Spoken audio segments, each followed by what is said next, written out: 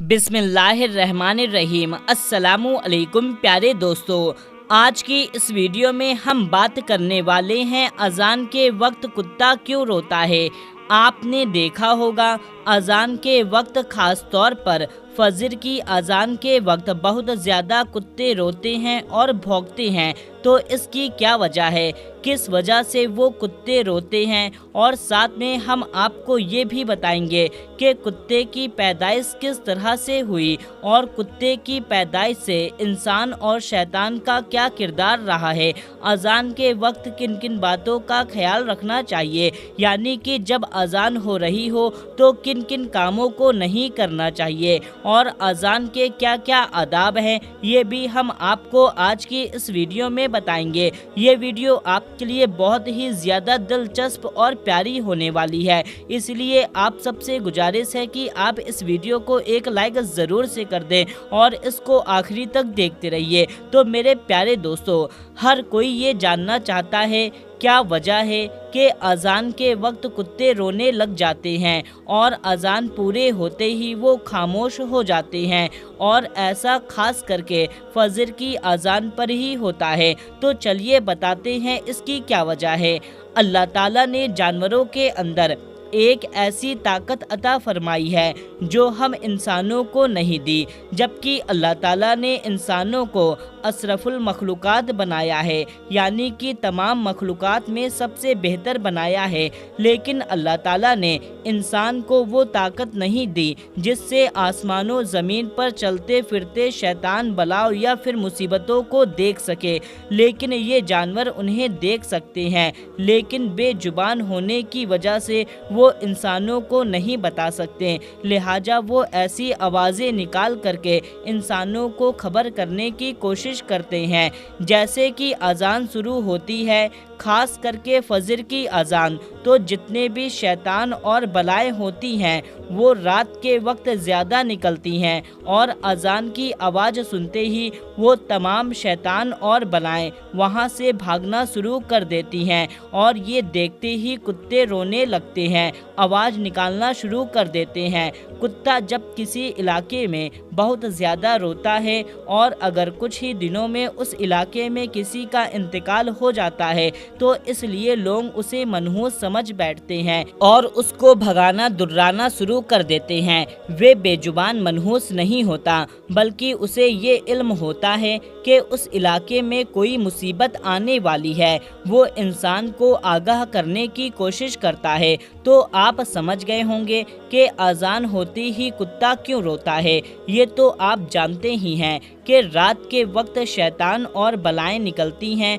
और सुबह के वक्त फजर की अजान होती है तो शैतान और बलाएं भागना शुरू कर देती हैं, जिनको देख करके कुत्ता रोने जैसी आवाज़ निकालना शुरू कर देता है ताकि इंसान आगाह हो जाए। दोस्तों, हम आपको बताते हैं जब खुदाए ताला ने हज़रत आदम अलैहिस्सलाम को पैदा फरमाकर फरिश्तों को हुक्म दिया कि मेरे खलीफा के आगे सजदे में झुक जाओ, तो सब सजदे में झुक गए, मगर शैतान खड़ा रहा और नहीं झुका। खुदाए ताला को उसका ये तकब्बुर पसंद ना आया। उससे दरियाफ्त फरमाया, ए इब्लीस, जब अपने दस्ते कुदरत से बनाए हुए खलीफा के आगे सजदा करने का हुक्म दिया तो तूने सजदा क्यों नहीं किया। शैतान ने जवाब दिया, ए खुदा, मैं आदम से अच्छा हूँ, इसलिए मैं आग से बना हूँ। आदम मिट्टी से बना है और आग मिट्टी पर गालिब नहीं होती, यानी उससे ज़्यादा पावरफुल नहीं होती, फिर मैं एक बसर को सजदा क्यों करूँ। खुदाए ताला ने उसका तकब्बुर भरा जवाब सुन करके इरशाद फरमाया, ए इब्लीस मरदूद, निकल जा मेरी बारगाहे रहमत से जा, क़यामत तक तू मरदूद और लानती हो गया। उसके बाद खुदाए ताला ने जब हज़रत आदम अलैहिस्सलाम का पुतला मुबारक तैयार फरमाया तो फरिश्ते हज़रत आदम अलैहिस्सलाम के उस पुतले मुबारक की ज़ियारत किया करते थे, मगर शैतान मरदूद हसद की आग में जल भुंज गया और एक मर्तबा उस मरदूद ने सारी हद को पार कर दिया। उसने ये किया, बुग़्ज़ और कीने में आकर के اس نے حضرت آدم علیہ السلام کے پتلے مبارک پر تھوک دیا۔ یہ تھوک حضرت آدم علیہ السلام کے ناف کے مقام پر پڑ گیا۔ خدائے تعالیٰ نے حضرت جبرائیل علیہ السلام کو حکم دیا، اس جگہ سے اتنی مٹی نکال کر کے اس مٹی کا کتا بنا دو۔ چنانچہ شیطانی تھوک سے ملی مٹی سے کتا بنا دیا گیا۔ یہ کتا آدمی سے منوس اس لیے ہے کیونکہ مٹی حضرت آدم علیہ السلام کی ہے، اور پلید اس لیے ہے یعنی ناپاک اس لیے ہے کیونکہ اس میں تھوک شیطان کا ہے۔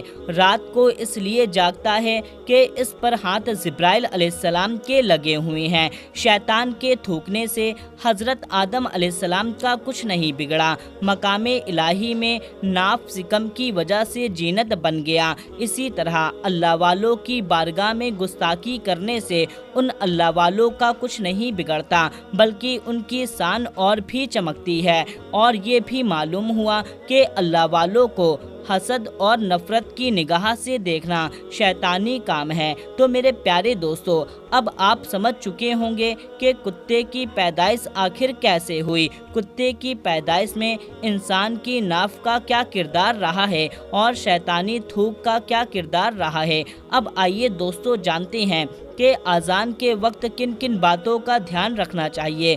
ایک مسلمان ہونے کے ناطے اذان کا احترام کرنا ضروری ہے، تو اذان ہوتے وقت کن کن باتوں کا دھیان رکھنا چاہیے وہ ہم آپ کو بتاتے ہیں۔ نمبر 1، اذان کے وقت بات چیت نہ کریں۔ نمبر 2، اذان ہو رہی ہو تو سلام بھی کرنا نہیں چاہیے۔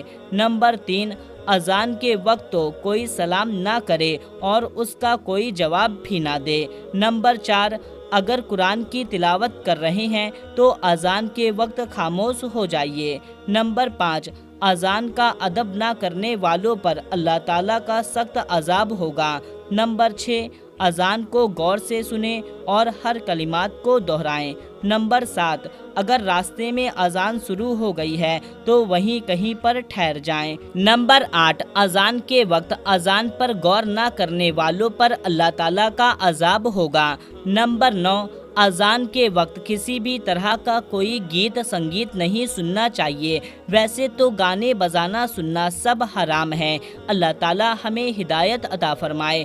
نمبر 10، عورتوں کو سر ڈھک کر رکھنا چاہیے۔ نمبر 11، اذان کے وقت کبھی بھی پیر پسار کر نہیں سونا چاہیے۔ نمبر 12، جو شخص اذان کے وقت باتوں میں مشغول رہتا ہے اس کا خاتمہ برا ہونے کا خوف ہے۔ نمبر 13، اذان جب بھی سنیں تو اذان کا جواب دیں، کہنے والا جیسے کہے سننے والا بھی ویسے ہی کہے۔ نمبر 14، جب مؤذن اشہدو ان محمد رسول اللہ کہے تو اس کو سننے والا انگوٹھے کا بوسہ لے کر آنکھوں سے لگائے۔ نمبر 15، خود بے ادبی اذان کا جواب زبان سے دینا مقتدیوں کے لیے جائز نہیں۔ نمبر 16، حیض اور نفاس والی عورتوں کو اذان کا جواب نہیں دینا چاہیے۔